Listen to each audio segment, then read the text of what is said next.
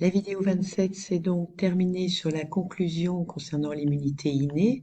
Je vous invite à vous tester sur les QCM. Et donc, dans cette vidéo-ci, nous allons nous intéresser à ce qui suit, c'est-à-dire l'immunité adaptative, correspondant au chapitre 18 de votre livre. On voit ici un enfant qui a la rougeole, une dame qui est enrhumée, une cellule couverte de bactéries. Et donc, en vidéo d'accroche, nous verrons en cours que les infections augmentent de nos jours, mais que la mortalité diminue, ce qui va nous amener à poser la problématique comment la réaction innée prépare l'immunité adaptative. Donc, tout d'abord, quels sont les acteurs de l'immunité adaptative? Eh bien, dans ces acteurs, nous aurons des molécules et des cellules. Les molécules spécifiques sont les anticorps. On a ici une expérience, une électrophorèse qui a été réalisée. Donc, on prend du sérum de lapin, c'est-à-dire le liquide du sang, un lapin qui n'a pas été infecté dans le haut et un lapin qui a été infecté dans le bas. On soumet, on place ces deux sérums qui ont été placés sur une bande d'acétate de cellulose, peu importe, dans une cuve d'électrophorèse, au niveau d'une solution tampon. Et en fait, électrophorèse, ça veut dire qu'on va faire migrer les molécules en fonction de leur charge.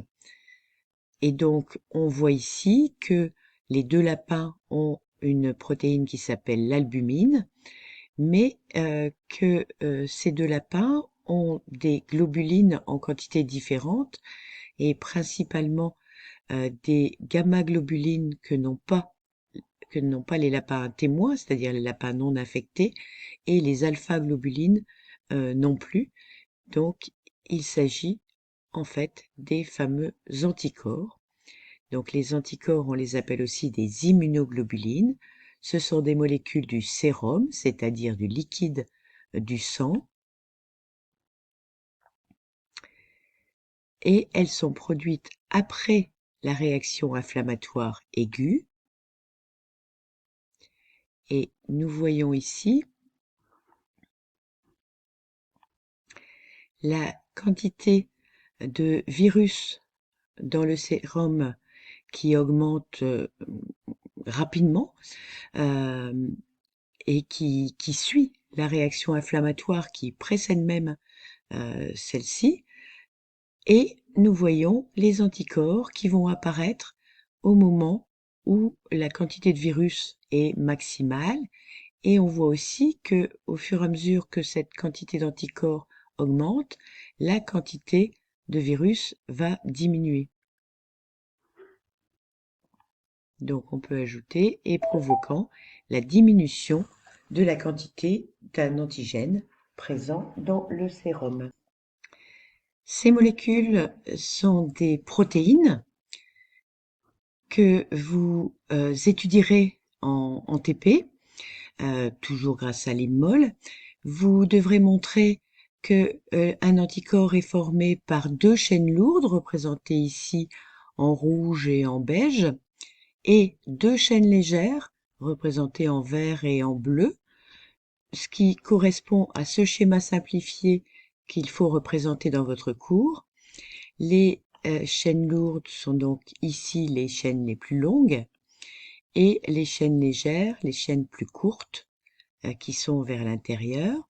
Ces chaînes sont reliées par des ponts disulfure que vous pourrez ajouter à l'issue du TP. Et surtout, ce qui est important, c'est que la partie de reconnaissance de l'antigène, c'est la partie qui est ici à l'extrémité et qui fait la différence entre les différents anticorps. Tous les anticorps ont cette partie qu'on appelle constante, représentée ici en vert, toujours pareil. Par contre, ce qui va être différent, c'est la partie terminale qui sera complémentaire de l'antigène. On appelle ça le site de fixation à l'antigène. Vous pouvez noter que les anticorps sont toujours des immunoglobulines. Ce sont des molécules du sérum spécifiques aux antigènes correspondants. On voit ici ce qu'on appelle un complexe IMA qui est observé au microscope électronique à très fort grossissement. On a donc les anticorps qui se fixent aux antigènes, donc à l'élément étranger qui est à neutraliser. Et donc on peut ajouter au niveau de la phrase « capable de former des complexes IMA ». Et là, ça va être la deuxième partie de votre TP. Vous allez devoir réaliser ce qu'on appelle un test d'Ouchterlony. Notez bien ce terme. Ce test repose sur le principe de l'immunodiffusion, c'est-à-dire que l'on va mettre des solutions dans le puits central d'une part et dans les différents puits creusés dans une gélose en périphérie. Il faudra faire bien attention à bien creuser les puits sans casser la gélose. Et ces substances vont diffuser dans la gélose dans tous les sens jusqu'à éventuellement se rencontrer et former ce qu'on appelle un arc de précipitation à l'endroit où il y a un complexe IMA formé. Donc arc de précipitation veut dire complexe IMA. Donc un complexe IMA, c'est un complexe entre antigène et anticorps, voire le test d'Ouchterlony, TP2. Vous allez devoir schématiser ces complexes IMA. Vous avez les éléments du TP qui sont dans votre livre à la page 412.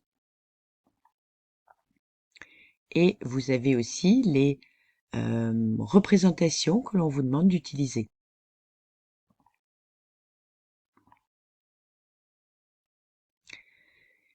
Ici, on met en évidence que la variabilité, j'aurais peut-être dû le mettre avant, la variabilité pour les chaînes lourdes et les chaînes légères correspondent aux 120 premiers acides aminés d'un anticorps, et donc ce seront ceux qu'il faudra mettre en valeur avec l'immol dans la première partie de votre TP. Et donc on ajoute à la phrase « grâce à leur partie variable », c'est là où ils se complexent avec l'antigène. Ce qui nous amène maintenant à écrire que les complexes IMA sont ensuite détruits par phagocytose, et la phagocytose, vous connaissez déjà son mode de fonctionnement. En fait, on a ici un complexe IMA, c'est-à-dire les antigènes neutralisés par les anticorps. Ils ne peuvent plus agir puisqu'ils ont plein d'anticorps qui sont fixés à eux. Et ça va faciliter, vous aviez noté tout à l'heure dans le schéma d'anticorps, partie de fixation au macrophage ou aux phagocytes.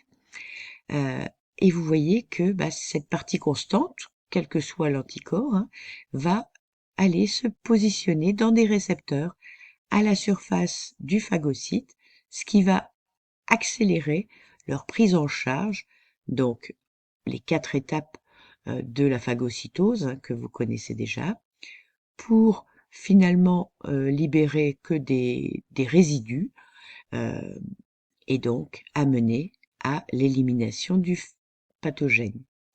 Donc on a ici une étape qui fait intervenir à la fois de l'immunité adaptative, notre grand 2, par l'intermédiaire des anticorps, et de l'immunité innée, puisque les macrophages, ou plus généralement les phagocytes, sont des cellules de l'immunité innée.